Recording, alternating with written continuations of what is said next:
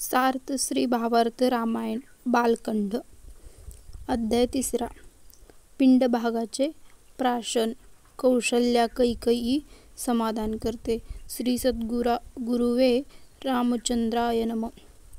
कैकेयी धरोनी पोटेसी कौसल्या संबोधितीयेसी तू का व्यर्थ दुःखी होसी. आम्हा दोघीसी सुख एकोदरा सख्या बहिणी दोघी परणीजे दोघीजण ते मिथ्यत्वे सख्य कहाणी सुंदरंतर पाटणी नांदती. दोघी नाही नित्य भेट दोघी नाही नित्य गोष्टी दोघी नाही नित्य दृष्टी मिथ्य चावटी सख्यतत्वाची दोघी नाही नित्य संबंधू दोघी नाही नित्य संवादू दोघी नाही नित्य बोधू तो सख्य संबंधू अति मिथ्य दोघी नाही एक सुख त्या सख्या मानी ती मूर्ख लोक तू करहिसी व्यर्थ दुःख. आम्हा निज सुख एकत्वे आम्हा तुम्हा एक अभेपन आम्हा तुम्हा एक निज भूषण आम्हा तुम्हा एक निज मंडन सत्य सख्यपन आम्हा तुम्हा एक सांगतू आम्हा तुम्हा एक भोगार्थू आम्हा तुम्हा एक कांतू सख्य सख्यार्थू आम्हा तुम्हा एक नाहू आम्हा तुम्हा एक सद्बाहू आम्हा तुम्हा एकात्मस्नेहो सत्य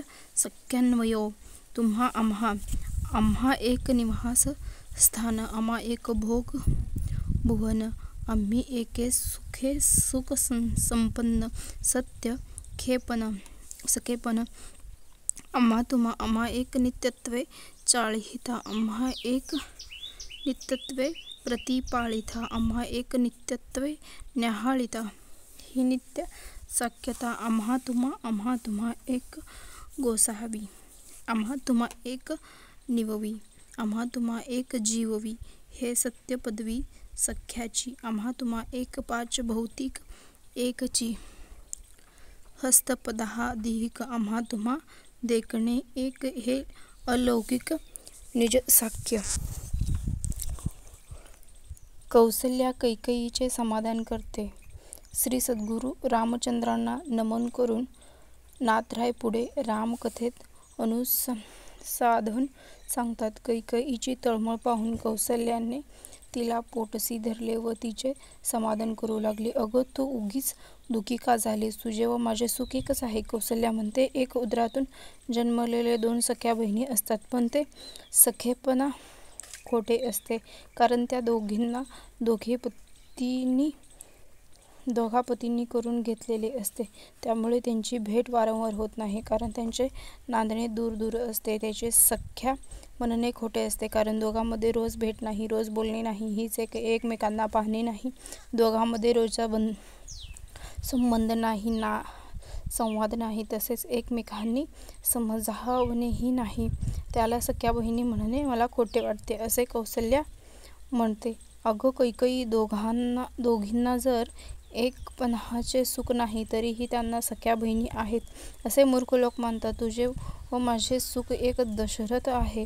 आपणच सख्या बहिणी आहोत म्हणून तू का व्यर्थ दुःख करतेस? तुझा व माझा अहोपणा सौभाग्य मंगळसूत्र अलंकार एकच आहे म्हणून आपण खऱ्या सख्या बहिणी आहोत. तुझा व माझा सांगती एक आहे. दोघांचे भोग एक सुख एक आहे असल्यामुळे दोघीचा एक ठिकाणी सद्भाव आहे.